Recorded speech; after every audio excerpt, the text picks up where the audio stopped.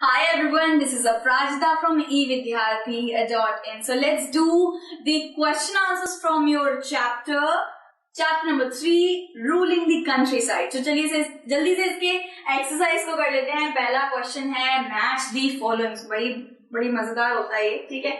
सो riot, महल, निज, रियॉटी, ठीक है. Village, peasant, cultivation on riot land, cultivation on planters own land. पहले हम खुद डिस्कस करेंगे. रियॉट किसको कहा जाता था? पीजेंट को कहा जाता था. इसका आंसर होगा पीजेंट, ठीक है. पहले का आंसर होगा बी, पीजेंट. महल, अब महल किसको कहा जाता था? मैंने बताया था विलेज को कहा जाता था महल. तो सेकंड का होगा महल का विलेज होगा, ठीक है. निज किसको कहा जाता था भाई? निज किससे मैच होगा? कल्टीवेशन ऑन रियॉट्स लैंड या होगा cultivation on planters own land. तो इसका होगा cultivation on planters own land, ठीक है.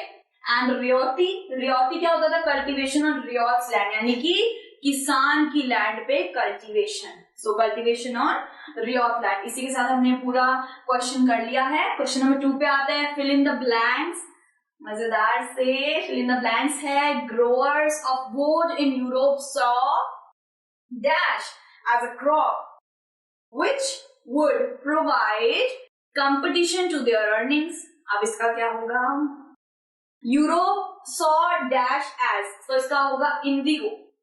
इसका होगा इंडिगो, यानी कि जो बोर्ड के जो ग्रोअर्स है, मतलब जो बोर्ड को यूज करते थे अपने जो कपड़ों को रंगने के लिए जो बोर्ड को यूज करते थे, जो यूरोप में यूज होता था वो बोर्ड, वो सॉ किसको देखते थे? इंडिगो को एज अ क्रॉप देखते थे, एज अ कंपटीशन देखते थे. यानी कि इंडिगो को कंपटीशन देखते थे. कौन? बोर्ड वाले, ठीक है. बोर्ड ग्रोअर्स वाले इंडिगो को कंपटीशन देखते थे. The demand for indigo increase in the late 18th century Britain because of. भाई इंडिगो पहले हाथों से बनाया जाता था, फिर उसकी डिमांड क्यों बढ़ गई थी? फिर वो बहुत तेजी से किस चीज से? भाई हमें किसी चीज को जब फास्ट स्पीड में चलाना हो तो भाई क्या करना पड़ता है? इंडस्ट्रियलाइजेशन का प्रोसेस लेना पड़ता है. तो इंडस्ट्रियलाइजेशन की वजह से इंडिगो की डिमांड बहुत आने लग गई थी. इंडिगो भाई बहुत तेजी रफ्तार में अपनी प्रोग्रेस कर रहा था. The international demand for Indigo was affected by the discovery of. यहाँ क्या बताया कि इंडिगो की जो इंटरनेशनल डिमांड थी वो इफेक्ट किससे हुई थी? किसकी डिस्कवरी से हुई थी? वो थी सिंथेटिक डाइज. अब इंडिगो की जगह लैब में लैबोरेटरीज जो होती है ना, साइंस लैब, इन सब में अब इंडिगो का एक भाई कॉपी आ गया था. सिंथेटिक डाइज बनाने लग गए थे. सो इंडिगो की जो डिमांड थी बिल्कुल खत्म हो गई थी, ठीक है. डी वाला है the Champaran movement was against the Indigo planters. जो प्लांटर्स होते थे उनके अगेंस्ट था चंपारण का मूवमेंट जो करा था गांधी जी ने. तो इसके साथ हमने सेकंड भी क्वेश्चन कर लिया है. थर्ड क्वेश्चन पे आते हैं. Describe the main features of the permanent settlement. अब परमानेंट सेटलमेंट के मेन फीचर्स क्या क्या थे? लैंडलॉर्ड्स और zamindars will recognize as the owner of the land. ठीक है, आपको पता ही था कि जमींदार और लैंडलॉर्ड्स को ओनर कहा जाता था, उनको ओनर माना जाता था लैंड का. और हेरिडिटरी राइट, जो हेरिडिटरी राइट होती है, यानी कि जो पीढ़ियों से चली राइट होती है, वो उनको दी जाती थी. यानी कि जमींदार को काफी मुनाफा होता था, ठीक है.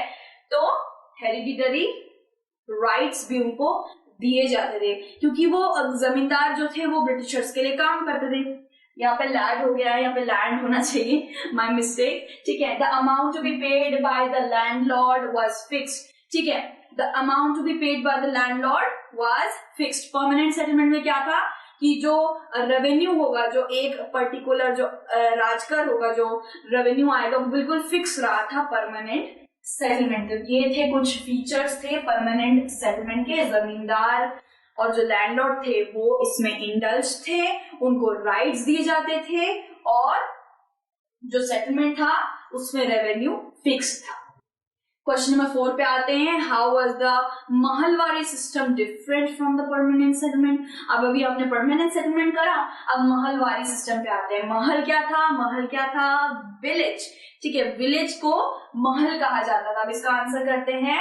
जो विलेज हेडमैन थे वो कलेक्शन के जो रेवेन्यू कलेक्शन था उसके इंचार्ज थे। अब परमानेंट सेटलमेंट में जमींदार रेवेन्यू कलेक्ट करते थे और इसमें कौन कलेक्ट करता था, इसमें कलेक्ट करता था विलेज हेडमैन, ठीक है।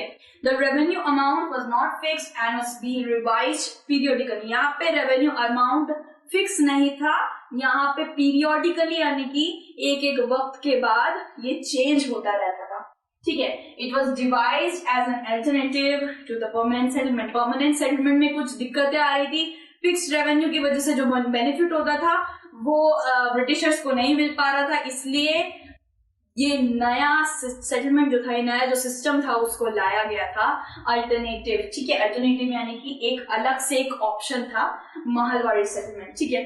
फिर आता है collector went to each village in measured lands fields and record their customs, ठीक है। सो एक रेवेन्यू, पर्टिकुलर रेवेन्यू कैसे बनाया जाता था, जितने भी बड़े बड़े विलेज होते थे ना, उनके लैंड को मेजर करके जो निकलता था उस हिसाब से रेवेन्यू लिया जाता था, ठीक है।